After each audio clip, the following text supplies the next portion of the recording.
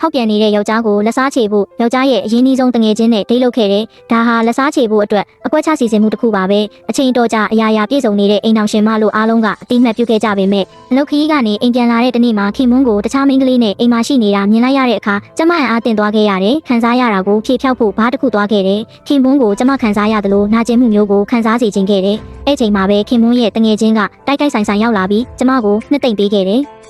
ဒီအချိန်မှာပဲကျမအတွေးတဲ့မိုင်မဲတဲ့အကြံတစ်ခုဝင်လာပြီးခင်မွန်းရဲ့တငယ်ချင်းနဲ့တွဲပြီးခင်မွန်းကိုလက်စားချေဖို့ဆုံးဖြတ်လိုက်တယ်။ဒီလူကမျှော်မှန်းထားသလိုပဲအလွယ်တကူကျမနဲ့ရင်းနှီးသွားတယ်။အဲ့အချိန်ခင်မွန်းကကျမကိုဖုန်းဆက်ပြီးတတိယကြောင်းဟန်ဆောင်ပြောနေခဲ့တယ်။ဖုန်းချပြီးချိန်သူကျမကိုမေးလာတာကကျမယောက်ျားနဲ့ဘယ်အချိန်ကွာရှင်းမလဲဆိုတာပါပဲ။ကျမအဲ့ဖြေကိုတေချာမဖြေခဲ့ဘူး။ခင်မွန်းရဲ့အကောင်းဆုံးတငယ်ချင်းဖြစ်တဲ့အတွက်ကျမစိုးရိမ်နေလို့ပါပဲ။ကျမတို့ဆက်ဆံရေးကိုလည်းလှုပ်ဝက်ထားပေးဖို့တောင်းဆိုလိုက်တယ်။အဲ့ဒီအချိန်မှာသူ့ရဲ့အရင်ချစ်သူကဖုန်းခေါ်လာတဲ့အတွက်ဒီလူကကျမကိုဖုန်းလက်ခံပြောကြားစေပါတယ်။နောက်တစ်နေ့မှာကျမတငယ်ချင်းကိုတွေ့ပြီးစုံစမ်းခိုင်းဖို့လူတစ်ယောက်အကူအညီတောင်းဆိုခဲ့တယ်။အိမ်ပြန်လာတဲ့အချိန်မှာတော့ပုံမှန်လိုပဲဆက်နေပြီးခင်မွန်းကလည်းအရင်လိုချစ်ပေးနေခဲ့တယ်။ခင်မွန်းရဲ့မွေးနေ့မှာတော့ကျမကသူ့တငယ်ချင်းတွေတေချာအိတ်ခံပေးနေတဲ့